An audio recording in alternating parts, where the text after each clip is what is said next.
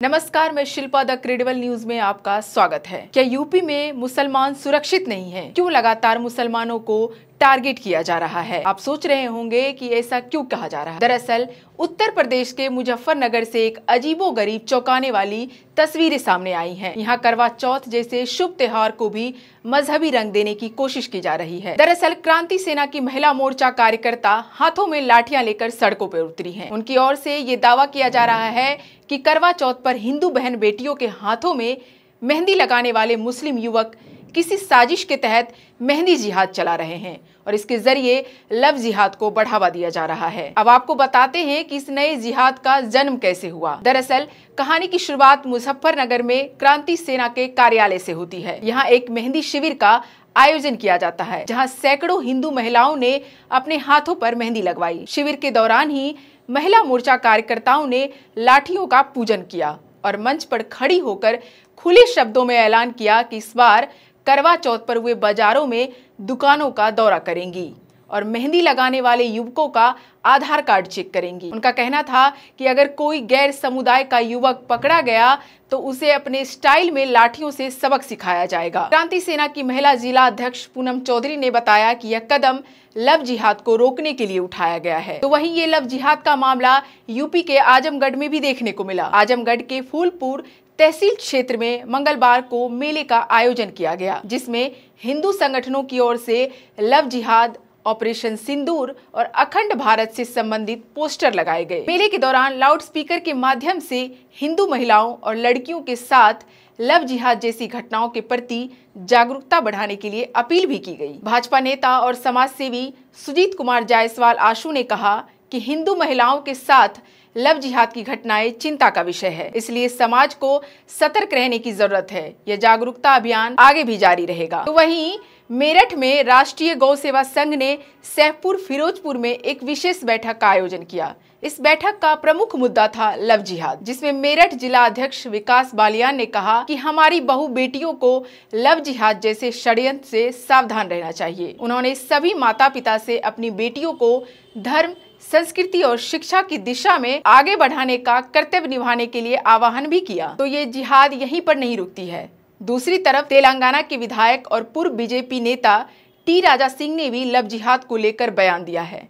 कहा कि अगर आपकी बेटी लव जिहाद का शिकार है तो फिर उसे जहर दे दीजिए। राजा सिंह की इस बयान पर विवाद खड़ा हो गया है। टी राजा सिंह ने एक दशहरा रैली में कहा कि अगर आपकी लड़की लव जिहाद का शिकार हो जाती है और वापस लौटने से इनकार करती है तो उसे जहर दे दीजिए। बता दें कि टी राजा सिंह हैदराबाद के गोशा महल सीट से विधायक हैं। तो अब आगे इस जिहाद में एक और नाम जुड़ता है यूपीएससी जिहाद। आपको याद ही होगा 2020 में यूपीएससी जिहाद को लेकर भी विवाद खड़ा हुआ था, जिसमें यूपीएससी के जरिए आयोजित होने वाली परीक्षाओं को लेकर सोशल मीडिया पर एक ट्वीट काफी ट्रेंड किया था, जिसमें मुसलमानों को टारगेट करके ये लिखा गया था कि यूपीएससी में हिंदुओं के लिए 6 मौके तो वहीं मुसलमानों के लिए 9 मौके। यूपीएससी में हिंदू के लिए अधिकतम उम्र 32 साल तो वहीं मुसलमानों के लिए अधिकतम उम्र 35 साल क्यों है। इसके अलावा इन ट्वीट्स में उर्दू माध्यम से दी जाने वाली परीक्षा की सफलता दर और मुसलमानों के लिए चलाए जाने वाली कोचिंग सेंटर पर भी सवाल उठाए गए थे। अब बात करते हैं लैंड जिहाद। इस लैंड जिहाद पर आते हैं। दरअसल उत्तराखंड के मुख्यमंत्री पुष्कर सिंह धामी ने गुरुवार को कहा कि राज्य में लैंड जिहाद के खिलाफ बड़ी कार्रवाई करते हुए अब तक 9000 एकड़ से अधिक जमीन को अवैध कब्जों से मुक्त कराया गया। उन्होंने यह बयान यूपी के मुजफ्फरनगर के रामपुर तिराहे में उत्तराखंड शहीद स्मारक पर आयोजित कार्यक्रम में दिया, जहां आंदोलनकारी शहीदों को श्रद्धांजलि अर्पित की जा रही थी। सुनिए क्या कहा। हमारी सरकार देवभूमि की डेमोग्राफी को बनाए रखने के लिए पूरे संकल्प के साथ काम कर रही है, पूरी प्रतिबद्धता के साथ काम कर रही है। जहां हमने प्रदेश में एक सख्त धर्मांतरण रोधी कानून, एक सख्त एक दंगा रोधी कानून, लैंड जिहाद, लव जिहाद और थूक जिहाद जैसे कुकृतियों को रोकने के लिए भी सख्त कार्रवाई की है। आपने देखा होगा लैंड जिहाद माफिया प्रदेश में अपना हरा, नीला, पीला कपड़ा डालकर हमारी बेकीमती जमीनों को लगातार उन पर कब्जा कर रहे थे। हमने प्रदेश में इस सुनियोजित लैंड जिहाद के खिलाफ, इस अतिक्रमण के खिलाफ, इस अवैध कब्जों के खिलाफ निर्णायक कार्रवाई प्रारंभ की और अभी तक 9000 एकड़ से भी अधिक सरकारी भूमि को हमने लैंड जिहादियों से मुक्त कराया है। यही नहीं, हमने करीब 550 के करीब अवैध रूप से बनी हुई मजारों को भी ध्वस्त किया है। वहीं वन भूमि पर अतिक्रमण करके बनाई गई 2 अवैध मस्जिदों को भी हटाया है। इसके साथ ही हमने प्रदेश में दंगों की राजनीति करने वालों को सबक सिखाने के लिए एक सख्त दंगारोधी कानून बनाकर दंगों में होने वाले नुकसान की भरपाई भी इन्हीं दंगाइयों से सुनिश्चित की है। इसके अलावा हाल ही में हमारी सरकार ने एक नया कानून लाकर मदरसा बोर्ड को भी समाप्त करने का निर्णय लिया है।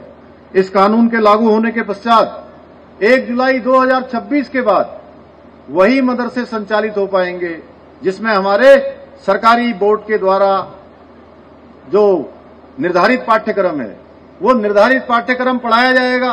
अन्यथा 1 जुलाई 2026 के बाद ऐसे मदरसों को बंद कर दिया जाएगा।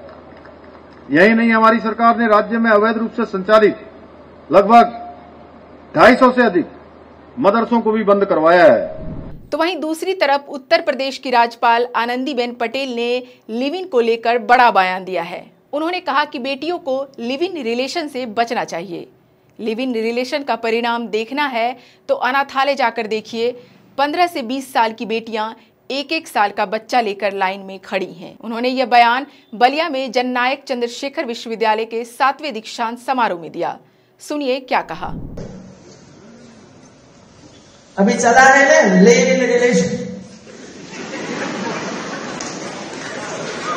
मत करिए मित्र, मत करिए। अपना जीवन का निर्णय स्वयं करिए मित्र, अच्छा नहीं लगेगा।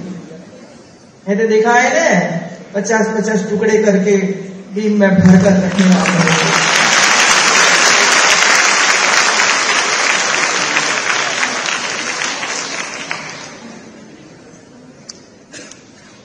पता नहीं मुझे पिछले 10 दिन से ऐसे जानकारियां प्राप्त होती है, ऐसा मैं देखती हूं तो मुझे इतना कष्ट होता है कि हमारी बेटियां ऐसा नहीं करती।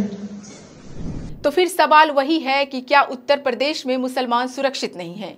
क्योंकि एक तरफ उत्तर प्रदेश के मुख्यमंत्री योगी आदित्यनाथ ने अपने बयान में कहा था कि यूपी में मुस्लिम सबसे ज्यादा सुरक्षित हैं। एक पत्रकार ने योगी से सवाल किया था कि क्या आपके राज्य में मुसलमान सुरक्षित हैं? इस पर उन्होंने कहा उत्तर प्रदेश में मुसलमान सबसे ज्यादा सुरक्षित हैं। उन्होंने इस बात को दोहराते हुए कहा कि सबसे ज्यादा सुरक्षित हैं, अगर हिंदू सुरक्षित हैं तो मुसलमान भी सुरक्षित हैं। लेकिन ये सोचने वाली बात है कि उनके कथनी और करनी में कितना फर्क है। जिस तरीके से बरेली में आई लव मोहम्मद के पोस्टर को लेकर विवाद खड़ा है, तो दूसरी तरफ अगर योगी आदित्यनाथ के इस बयान को देखें तो क्या लगता है कि उनके कथनी और करनी में कितना फर्क है। जिस तरीके से बरेली में उन्होंने मुसलमानों को लेकर कहा था कि उनका डेंटिंग पेंटिंग किया जाना चाहिए, उनको याद रखना चाहिए कि अभी उत्तर प्रदेश में किसकी शासन है। आपको ये वीडियो कैसा लगा कमेंट बॉक्स में जरूर बताइएगा। देखते रहिए द क्रेडिबल न्यूज।